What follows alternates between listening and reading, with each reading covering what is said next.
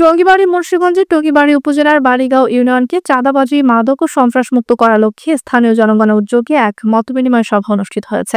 বৃহস্পতিবার রাত ৯টায় Baligaon sakura feeling স্টেশনে অনুষ্ঠিত সভায় শতাধিক গণ্যমান্য ব্যক্তি ও স্থানীয় জনসাধারণ উপস্থিত ছিলেন।